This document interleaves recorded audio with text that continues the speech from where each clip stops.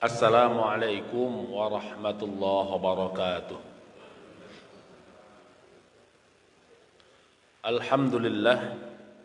Alhamdulillahilladzi arsala rasulahu bil huda wa dinil haqq liyudhhirahu 'alad dini kullih wa kafa billahi shahida. Asyhadu an la ilaha illallah wahdahu la syarikalah wa asyhadu anna Muhammadan 'abduhu wa rasuluhu la nabiyya ba'dah. Allahumma salli wa sallim wa barik ala Muhammadin wa ala alihi wa sahbihi ajma'in wa man tabi'um bi ihsanin ila yaumiddin, amma ba'd. Al-yawma nakhtimu ala afwahihim wa tukallimuna aydihim wa tashhadu arjuluhum bima kanu yaksibun. Shadaqallahul azim. Ikhwati fillah, jamaah salat subuh yang dimuliakan Allah Subhanahu wa ta'ala. Pada subuh kali ini kita akan membahas satu tema kepentingan dan kebutuhan kita semua. Judulnya bekal terakhir. Kalau pada pertemuan sebelumnya kita membahas dunia kita untuk akhirat kita, pada pertemuan ini kita fokuskan untuk membahas menyiapkan bekal terakhir kita.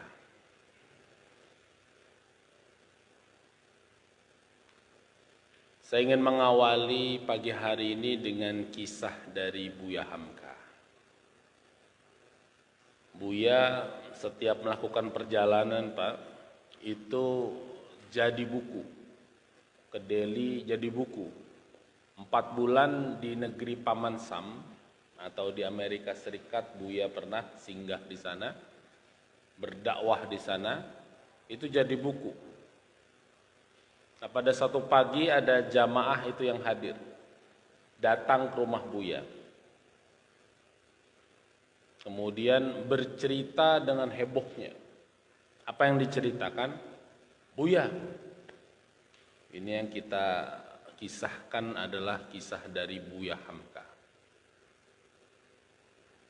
Buya, ternyata di kota yang kita anggap bersih itu masih terjadi yang namanya adalah praktik pelacuran. Di mana, kata Buya? Di Saudi. Dan mereka menggunakan hijab, bercadar pula. Heboh orang ini cerita di depan Buya. Kemudian Buya dengan santun menjawab, saya belum lama pulang dari Amerika Serikat. Beberapa kota saya kunjungi, kata Buya. Dan alhamdulillah saya tidak menemukan tempat itu di Amerika Serikat, tempat prostitusi. Buya nggak ketemu, Pak. Kemudian disampaikan oleh Buya, kita ini tergantung dari apa yang kita cari. Kalau biasa mencari kebaikan, maka Allah akan pertemukan seluruhnya dengan kebaikan. Kalau yang dicari adalah tempat yang buruk, walaupun di tempat yang baik sekalipun, dia akan berjumpa dengan keburukan. Tergantung apa yang biasa ia cari. Ini jawaban Buya menohok, Pak. Orang ini udah heboh cerita. Di satu negeri yang dianggap bagus, tapi ternyata dia dapati adalah keburukan. Sedangkan ada satu titik di sebuah negeri yang orang menganggapnya bebas, tapi justru tidak ditemukan. Karena yang dicari Buya adalah nilai-nilai dakwah saat di sana.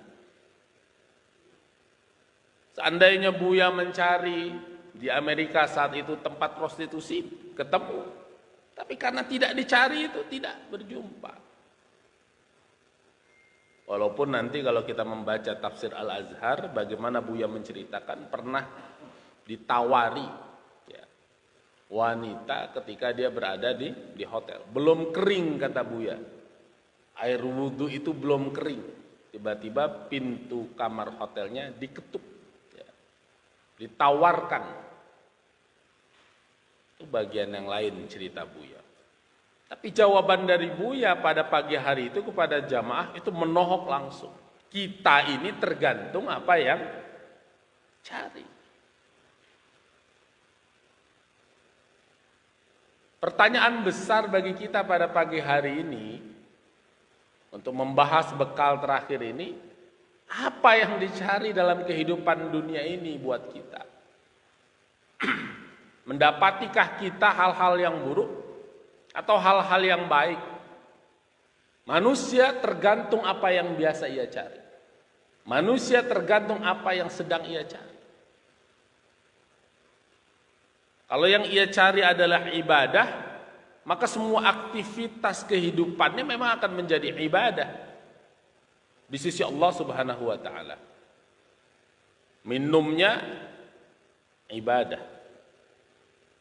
Makannya menjadi ibadah. Semua yang dia lakukan ibadah. Karena memang yang dicari adalah ibadah. Wa ma khalaqtul jinna wal insa illa liya'budun. Semuanya, Pak. Minumnya seorang muslim ibadah enggak, Pak? Ibadah. Nih, saya kasih contoh sedikit nih ya. Ini contoh. Boleh nggak Pak ngasih contoh, Pak? Boleh. Perjalanan jauh, jadi boleh ngasih contoh kan itu. Kalau seorang muslim memasukkan airnya ke dalam tenggorokannya, maka dia menjadi ibadah. Dengan apa dia menjadi ibadah? Dengan apa, Ustaz? Membaca bismillahirrahmanirrahim. Dilakukan minumnya itu adalah karena Allah Subhanahu wa taala. Dia tahu itu untuk memulihkan staminanya, menghilangkan rasa hausnya supaya aktivitas ibadahnya juga jauh lebih baik. Maka dia minum. Nah, ini contoh ya. Bismillahirrahmanirrahim. Mau contoh kedua nggak, Pak? Udah mulai curiga nih. Tapi kalau sekedar memasukkan air ke dalam tenggorokannya, memasukkan makanan ke dalam tubuhnya tanpa menyebut asma Allah, dia tidak bernilai ibadah. Maka memahami segala sesuatunya itu dijadikan adalah untuk ibadah, berta'abbud kepada Allah, itu penting dalam menyiapkan bekal kita. Jangan sampai tertipu. Namanya bekal pada akhirnya tidak menjadi bekal. Karena tidak didedikasikan untuk Allah Subhanahu wa taala. Pada poin ini saya tuliskan pada poin kedua. Mengetahui tujuan hidup kita menjadi penting untuk menyiapkan bekal kita. Berarti kalau kita menghormati kedua orang tua kita karena apa? Karena Allah perintahkan dan Rasul perintahkan. Wa qadha rabbuka. Bukan karena orang tua kita baik. Kalau begitu saya pernah ditanya oleh teman saya saat itu. Dia ditinggal dulu, Pak, di panti asuhan. Dia bilang, sekarang hidup saya sudah sukses. Dia manggil saya Rahman. Apakah perlu saya itu datangin lagi tuh ibu saya dulu yang meninggalkan saya waktu kecil? Kehilangan saya kasih sayang ibu saya. Bapak saya telah tiada. Ditinggalkan saya di panti. Tidak pernah ditengoknya, tidak pernah berjumpa dengannya. Sekarang ketika saya sukses, ia kini akan hadir dalam kehidupan saya. Perlu nggak saya ke sana? Perlu, saya bilang. Kenapa? Kok perlu? Dulu saya ditinggal. Perlu karena itu adalah ibumu dan Allah perintahkan untuk berbakti kepadanya. Tidak peduli dia dulu seperti apa. Ada orang nanya lagi sama saya, Ustaz, sama tetangga saya kalau ngucapin salam boro-boro dijawab, melengos saja. Makanan dia agak pernah bagi-bagi. Perlu nggak saya berbuat baik sama orang kayak begitu? Perlu. Kenapa? Karena Rasul perintahkan. Tidak diceritakan tetangga yang jahat, tapi diperintahkan hatta sampai-sampai Karena seringnya Jibril itu menyampaikan hak-hak tetangga, kata Rasul, aku mengira tetangga itu berhak mendapatkan warisan. Perlu. Assalamualaikum, diem aja dia. Tugas kita mengucapkan salam. Kewajiban dia menjawab salam. Besoknya masih seperti itu, nggak apa-apa kita lakukan. Karena perintah Allah dan Rasulnya berbuat baik terhadap tetangga. Anak kita bagaimana? Perlu. Wah, anak saya yang bandel, yang saya nasihatin, saya wasiatkan. Yang satu malah alhamdulillah Ustaz udah baik. Oh, nggak ada. Mau anaknya dia baik, mau anaknya itu belum baik, tugas orang tua adalah berwasiat kepada anaknya. Meninggalkan pesan yang baik. Kenapa? Karena Allah dan Rasulnya perintahkan. Menjadikan tujuan hidup kita berta'abbud karena perintah Allah dan Rasulnya menjadi penting. Tujuan. Jadi hidup kita disetting, disiapkan adalah untuk beribadah kepada Allah Subhanahu wa taala. Sehingga seluruh aktivitasnya menjadi ibadah di sisi Allah Subhanahu wa taala. Maka dibaca dia doanya. Bagaimana tidak seorang muslim baru melek Pak matanya, baru melek dia. Dia langsung memuji Allah Subhanahu wa taala. Alhamdulillahilladzi ahyana ba'dama amatana wa ilaihin nusyur. Saya baca. Kon aktivitasnya luar biasa seorang muslim itu. Melek. Belum kering itu ilernya itu. Itu udah membaca tahmid. Muslim itu. Jadi tujuan ibadah kita dijadikan semuanya adalah lillahi rabbil alamin. Hanya untuk Allah. Ini menjadi definisi ikhlas untuk kita. Maka sering kemarin saya sampaikan pada pertemuan sebelumnya, hati-hati mendefinisikan ikhlas kita dengan ridha kita. Terkait apa yang kita terima, apa yang kita rasakan, maka itu adalah keridhaan kita. Terkait apa yang kita lakukan, terkait apa yang kita ikhtiarkan, maka itu adalah keikhlasan kita. Maka ditimpanya musibah seorang muslim, maka dia bersabar penuh keridhaan kepada Allah. Tidak punya prasangka. Tapi terhadap sholatnya, terhadap zakatnya, terhadap ibadah lainnya, maka dia lakukan karena Allah. Lillahi ta'ala. Tidak tertukar. Poin 1. Tujuan hidup kita hendak dibawa kemana? Kalau belum mampu memahami tujuan hidup, bahaya Pak. Hidup ini arahnya mau kemana nggak jelas dia. Al-Quran sudah mengisyaratkan kalau mau dunia langsung dikasih kok dunia. Maka berkeadilan, orang yang berbuat baik di dunia langsung dibalaskan. Kalau bukan karena Allah, dibalaskan. Tidak akan zalim itu. Orang berbuat baik di dunia tidak dilakukan karena Allah, dibalas, diberikan ganjaran. Orang yang melakukan kebaikan di dunia untuk akhiratnya dibalas pula di dunianya dan di akhiratnya. Dua. Di dunianya mungkin gak sebesar yang tadi, yang pertama. Tapi di akhiratnya akan dibalas.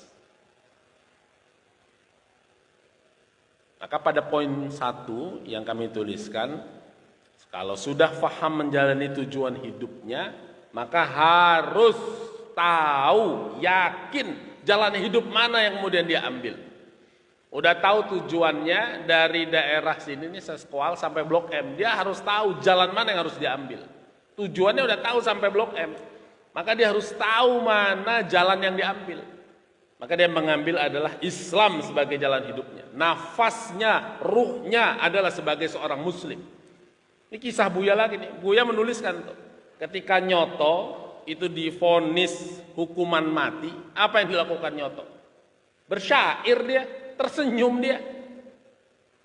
Padahal vonisnya hukuman mati. Udah tahu dia akan dibunuh mati, dia dihukum mati.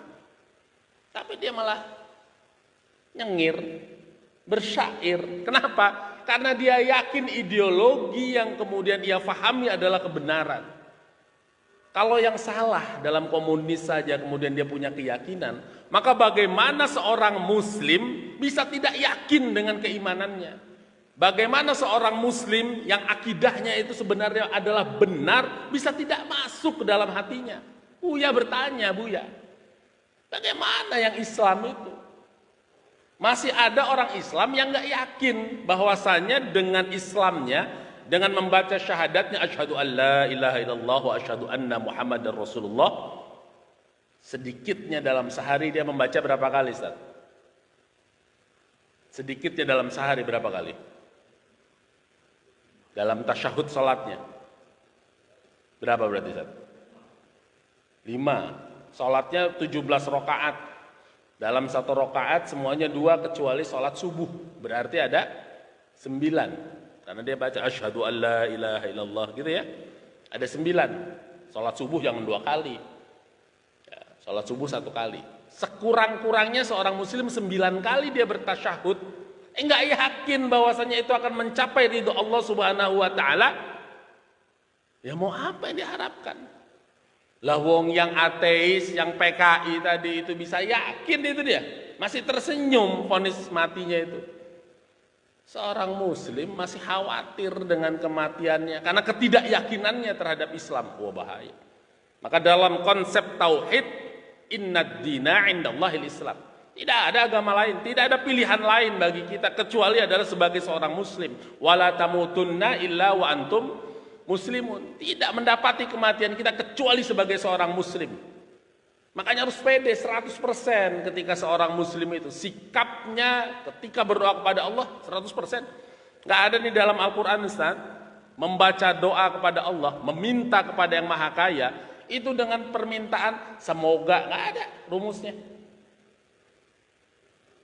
6.236 ayat ini ketika berbicara meminta kepada yang maha kaya, kepada yang maha mengabulkan, itu mintanya langsung dia. Minta anak soleh nggak ada. Ya Allah semoga anak saya anak soleh. Lah sama Allah aja masih nggak yakin dia, makanya masih semoga. Apa perintahnya dalam Al-Quran yang dicontohkan para nabi sebelum kita? Rabbi habli minas salihin. Ya Allah karuniakan kepada kami anak yang saleh. Titik. Karuniakan, berikan, kan begitu. Rabbana hablana min azwajina wa dzurriyyatina. Mintanya begitu. Enggak ada. Ya Allah semoga istri saya itu adalah qurrata ayun. Enggak ada. Rabbana atina fid dunya hasanah. Ya Allah berikan kami di kehidupan dunia ini adalah yang baik. Gak ada, ya Allah semoga dunia saya ini baik. Ya Allah semoga rizki saya ini halal. Gak ada. Minta sama Allah, ya Allah berikan kami rizki yang halal. Begitu keyakinan 100% seorang muslim itu. Sakit anaknya. Ya Allah mudah-mudahan anak saya sembuh. Gak ada. Bacaan Rasul mengajarkan Allahumma anta rabbana si'ati bil ba'sa ishfi anta syafi. La shifa'a illa shifa'uka shifa'an la yughadiru saqaman. Ishfi anta syafi. Ya Allah sembuhkan engkau yang maha penyembuh. Begitu kalau minta sama Allah. Ini mintanya, ya Allah mudah-mudahan anak saya sembuh. Pantas gak dia minta sama Rob yang maha mengabulkan masih pakai semoga? Gak perlu. Kalau sama dokter boleh. Karena dokter bukan yang menyembuhkan. Tapi kalau Allah yang maha menyembuhkan, minta sama Rob. Ishfi anta syafi. Sembuhkan ya Allah. Engkau yang maha menyembuhkan. Itu muslim itu. Ideologinya seorang muslim itu harus yakin itu. Kalau lagi ngomong Pak Ibnu doain saya Pak Ibnu, semoga saya lulus ujian saya nanti. Sama manusia boleh. Tapi kalau sama Rabb mintanya, ya Allah luluskan. Ya Allah selamatkan. Kalau minta sama Allah begitu sudah. Itu yakin dia sebagai seorang muslim. Jadi kalau PKI tadi nyoto itu masih tersenyum, masih buat syair padahal vonis mati. Ada seorang muslim masih takut mendapati kematiannya, tidak yakin dengan keislamannya, apa yang harus berlaku? Kurang masuk ideologinya itu. Maka harus yakini jalan yang benar yang dia pilih adalah sebagai seorang muslim, ini benar. Maka tidak ada di dalam Al-Quran kalimat agama selain agama Islam. Di dalam Al-Quran nggak ketemu. Nggak ketemu, Pak. Kalimat ad-din, agama, itu tidak dijumpai pada kalimat al-Yahud, an-Nasara. Tidak ada. Innad dina indallahil Islam. Sesungguhnya agama di sisi Allah adalah Islam. Ada itu ya? Surat Ali Imran ayat 19. Al-yawma akmaltu lakum dinakum wa atmamtu alaikum ni'mati wa raditu lakumul Islam dina. Agama. Tapi kalau Yahudi Nasrani walan tardu ankal Yahud, enggak ada. Dinul Yahud enggak ada. Dinun Nasara tidak ada. Tidak ada pengakuan dari Allah Subhanahu wa taala ada agama selain agama Islam, tidak ada. Makanya kalau kita baca di dalam Al-Qur'an bagaimana kisahnya para anbiya, nabi-nabi sebelum Rasulullah, apakah dia muslim? Muslim. Musa muslim, Isa muslim, Yakub alaihissalam muslim. Semuanya muslim. Tidak ada yang lain. Jadi nggak ada choice, nggak ada pilihan buat kita untuk kemudian tidak muslim itu. Tidak ada. Kita bicara bagaimana Yakub berwasiat. Ayat 133. Surat Al-Baqarah. Ada yang megang Al-Quran Ustaz? Apa udah hafal semua? Insyaallah ya Ustaz. Amin. Ayat 133, Nabi Yakub alaihissalam itu berwasiat ketika maut akan menjemput Yakub. Ya. Dia berkata kepada anak-anaknya, apa yang kamu sembah sepeninggalanku? Mereka menjawab, kami akan menyembah Tuhanmu dan Tuhan nenek moyangmu yaitu Ibrahim, Ismail, Ishak. Karena bapaknya Yakub alaihissalam Ishak. Bapaknya Ishak adalah Ibrahim alaihissalam. Anaknya Yakub salah satunya adalah Yusuf alaihissalam. Ya. Apa ayat ini? Dikunci dengan kalimat wa nahnu lahu muslimun. Muslim semua. Berserah diri. Ya. Pada ayat-ayat selanjutnya kalimatnya wa nahnu lahu muslimun. Misalnya ayat 136. Ya. Cerita tentang Ibrahim, Ismail, Ishak, Yakub, Musa, Isa alaihissalam, dikunci ayat itu dengan kalimat wa nahnu lahu muslimun. Muslim semuanya. Jadi ada pilihan kita secara tauhid tidak ada agama selain Islam. Tapi secara muamalah silakan. Kita berbangsa bernegara, ada tetangga kita, ada teman kita yang beragama selain agama Islam, ya boleh dia diakui sebagai agama. Karena ini hubungan muamalah. Tapi hubungan masalah tauhid kita kepada Allah tidak ada pengakuan.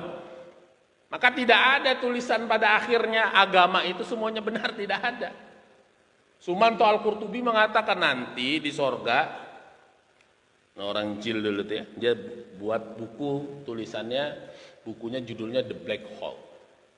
Dia tulis apa? Nanti di surga itu kita akan ketemu dengan Mahatma Gandhi, Bunda Maria. Begitu. Penyamaan semua. Maka aspek agama kan harus diuji dia. Muamalah boleh kita bilang bahwasannya agama mengajarkan kebenaran, kebaikan semuanya. Ya, muamalah, hubungan manusia dengan manusia, tidak boleh mencuri, tidak boleh berzina, iya. Tapi dalam aspek ibadah, dalam aspek tauhid, akidah, tidak ada. Tidak bisa dikatakan semua agama benar. Karena agama kita diuji dengan 3 poin itu. Kita meyakini Islam sebagai jalan pilihan hidup kita yang benar, karena muamalahnya, oh benar ini mengajarkan semuanya. Dituntut kita berpikir itu. Oh benar ini bagaimana cara ibadahnya tanpa perantara. Orang-orang itu dulu Arab jahiliyah kan, ketika mereka menyembah berhala, apakah mereka meyakini menyembah patung? Kan tidak. Ketika ditanya kepada mereka apa? Mereka liyuqarribuna ilallahi zulfa. Begitu. Dalam surat Az-Zumar itu mereka mengatakan ini hanya untuk mendekatkan diriku kepada Allah dengan sedekat-dekatnya.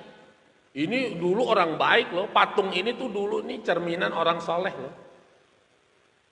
Tapi kan bukan itu. Jadi yang kedua, yakini jalan yang kita pilih ini 100%, nggak ada pilihan untuk kembali, nggak ada pilihan untuk menyimpang, tidak ada.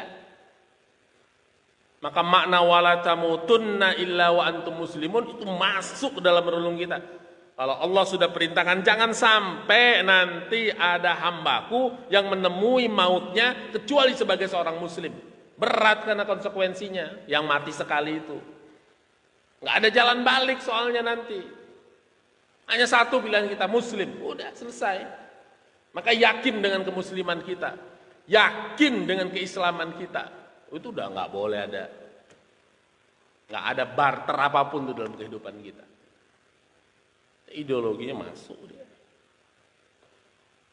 Kalau yang komunis bisa masuk ideologinya, yang ateis bisa ada yang masuk ideologinya, maksa muslim yang udah jelas benar nggak bisa masuk ideologinya. Masih takut dia dengan rezeki Allah, masih takut dia dengan kehidupan dunia ini. Jadi yakin, tujuan udah jelas. Oh, mau ke Blok M, jalannya ambil, yakin. Jadi kalau yang namanya mau ke Blok M, keluar dari sekolah ini, beloknya itu ya belok ke kiri, baru sampai. Jangan sampai mengambil jalan yang salah, belok kanan, sampainya ke Ciledug. Kacau dia. Kita ini udah ambil jalannya, tujuannya udah tahu kemana, ambil jalannya sudah benar, yakini. Oh sudah. Tinggal ngapain selama di jalan itu. Nah, poin ketiga kita inilah menjadi penting untuk kita amalkan. Ngapain selama di jalan itu? Wa ahsin kama ahsanallah ilaika. Oh, berat ini Ustaz. Berbuat baiklah kamu sebagaimana Allah berbuat baik kepada kita. Ihsan. Susah ini. Kita maksiat, Allah tetap berikan kita nikmat, karunia. Kita beribadah, Allah berikan kita nikmat, karunia. Ada tetap. Berbuat baik kita, sebagaimana Allah berbuat baik. Oh itu berat, susah.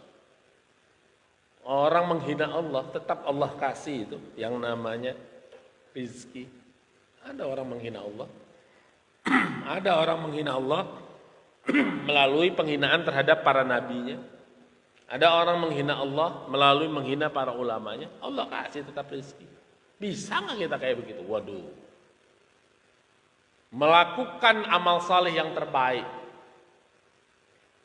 Nggak perlu mikir kita menjadi yang terbaik, tapi melakukan sebaik-baiknya amal saleh itu yang kita kerjakan. Sehingga kalau kita meneladani orang-orang terdahulu, itu kita ketemu kisah-kisah yang kemudian menurut kita nggak masuk akal itu. Kok bisa ya ada orang yang kemudian setiap sorenya ngasih makan orang yang kemudian dalam kondisi buta, disuapin, padahal dia mencaci dirinya. Itu yang ditemukan Abu Bakar As-Siddiq radhiyallahu anhu ketika Rasul telah wafat. Aisyah, apa perilaku yang belum aku kerjakan dan dilakukan oleh Rasulullah?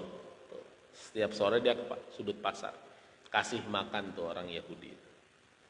Bukan, kata orang Yahudi itu, ini bukan.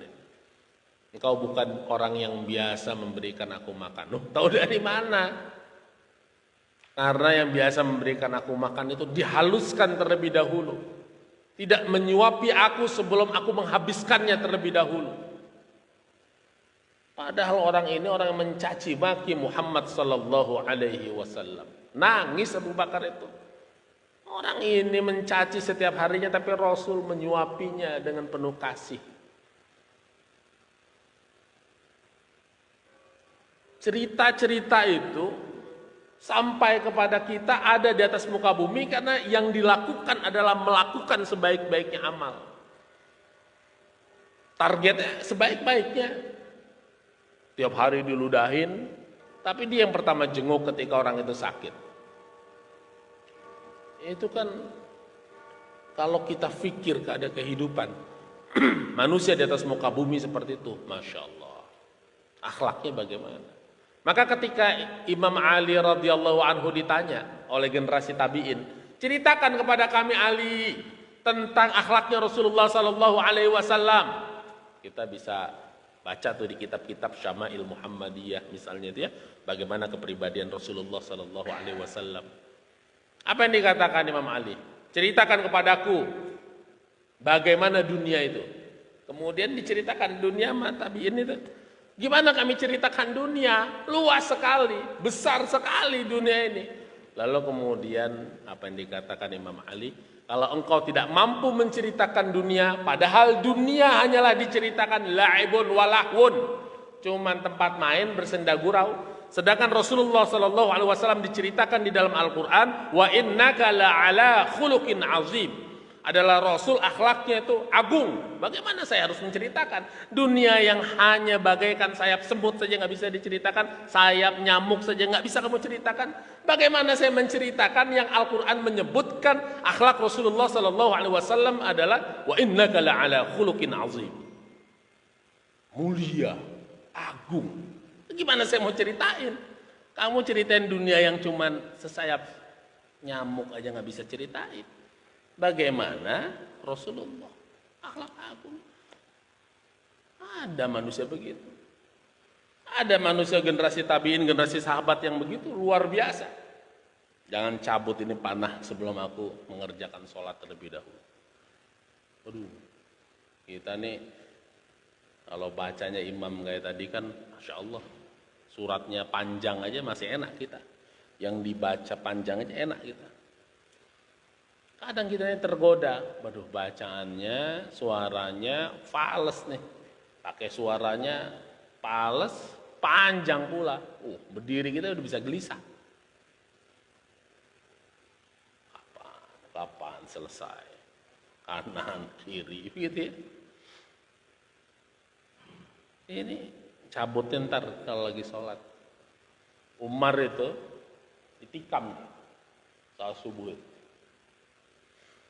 Para sahabat bingung nih, pingsan Umar itu karena ditikam mengeluarkan banyak darah. Gimana bangunin?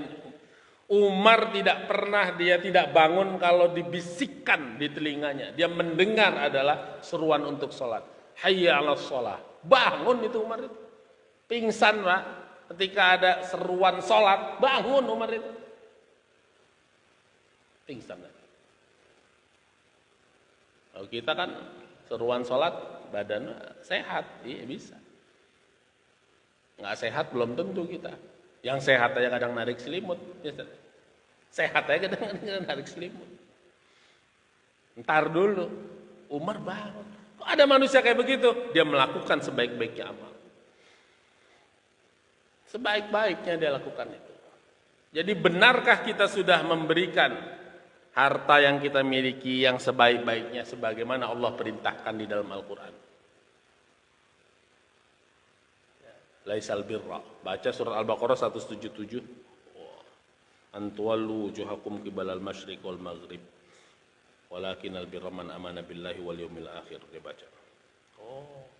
Wa atal mala ala hubbihi dzawil qurba. Memberikan harta yang dia cintai. Dzawil qurba, untuk kerabat. Wal yatama wal masakin. Anak yatim. Anak yatim, orang miskin. Posisinya itu kalau untuk infak, anak yatim, orang miskin. Karena zakat tidak diberikan kepada anak yatim. Ini kadang-kadang ada masjid ini keliru. ngasih ada zakat buat anak yatim. Ada ngasih anak yatim buat emaknya. Apa nih santunan anak yatim? Apa yang dikasih? Beras. Beras mah buat ibunya. Beras sih. Ngasih santunan anak yatim isinya apa, Ustaz? Beras sama Indomie. Katanya santunan anak yatim. Berarti ini kamu ngasih karena kemiskinan dia, bukan karena keyatiman dia. Yatim itu kepada anaknya, bukan kepada ibunya. Kalau pada ibunya itu kita ngasih karena dia du'afa.